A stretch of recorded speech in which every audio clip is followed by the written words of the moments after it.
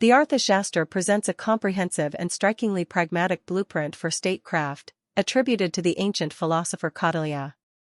Far from a theoretical treatise, it is a practical manual for acquiring and maintaining power, offering timeless insights into the art of governance. At its core, the philosophy asserts that the ultimate duty of a leader is to ensure the welfare and prosperity of the state and its people, achieved through a rational, sometimes ruthless, application of policy. This work systematically details the machinery of state, from the inner sanctum of the royal court to the farthest reaches of foreign diplomacy, arguing that stability and order are the foundations upon which justice and virtue can flourish. A stable state is not an accident but a carefully constructed entity. Kautilya outlines its fundamental constituents as a symbiotic network: the sovereign leader, a council of loyal and wise ministers, a productive territory with a contented population, fortified cities, a robust treasury, and a powerful military with reliable allies. Each element must be nurtured and integrated.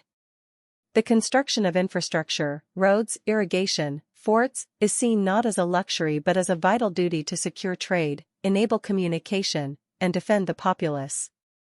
The leader's first task is to solidify this structure, appointing ministers based on merit and tested loyalty, and creating systems that promote orderly administration and public security. This internal order is the prerequisite for all other ambitions. The ideal leader, therefore, is less a philosopher-king and more a master administrator and strategist. Essential attributes include continuous learning, personal discipline, courage, and decisive judgment. The leader's personal security and the stability of their rule are paramount, requiring constant vigilance against threats that may arise even from within the royal household or court. Managing relationships with family, princes, and advisors is a delicate political task in itself.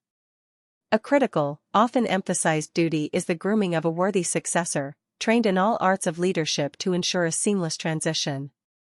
Ultimately, the leader's legitimacy is derived from their ability to protect the state and foster its economic health, from which all pleasure and virtue are said to spring.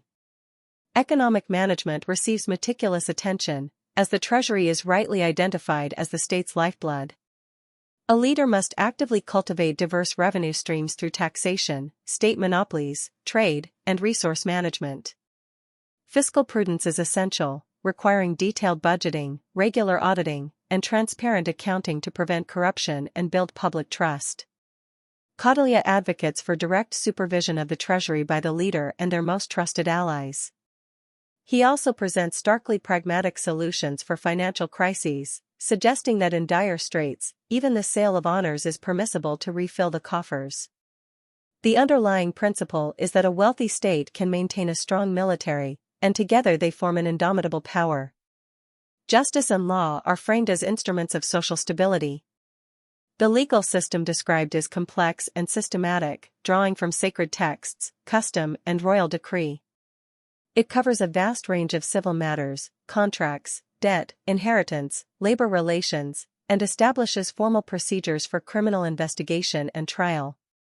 While some of its social prescriptions are products of their time, the framework's emphasis on consistent application, evidence, and proportional punishment highlights a desire for orderly governance.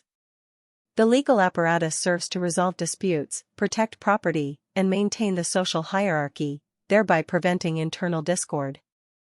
A defining and controversial feature of this philosophy is its unflinching advocacy for espionage and surveillance. A sophisticated secret service, employing both stationary and roaming agents, is considered indispensable. This network serves multiple purposes: gathering intelligence on external enemies, monitoring internal dissent and the loyalty of officials, and conducting covert operations to sow discord in rival states. Surveillance is not viewed as a dark art but as a necessary tool for proactive security, allowing the leader to anticipate threats and neutralize them before they endanger the state. In this view, knowledge gained in shadows is as vital as strength displayed in sunlight. This pragmatic approach extends fully to foreign policy, which is treated as a continuous strategic game. The text famously describes the circle of states, where every king is a potential adversary to his neighbor. Diplomacy is a calculated pursuit of the state's interest, employing a spectrum of strategies, forming alliances, sowing discord, making treaties when beneficial, and breaking them when necessary.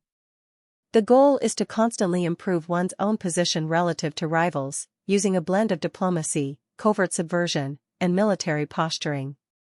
War is the last resort, to be undertaken only with overwhelming preparation and a high probability of success, as the risks to the state's stability are immense. In conclusion, the Arthashastra provides a holistic and unsentimental vision of statecraft. It intertwines the moral goal of public welfare with brutally practical methods, arguing that in a dangerous world, a state must be powerful and orderly to be good.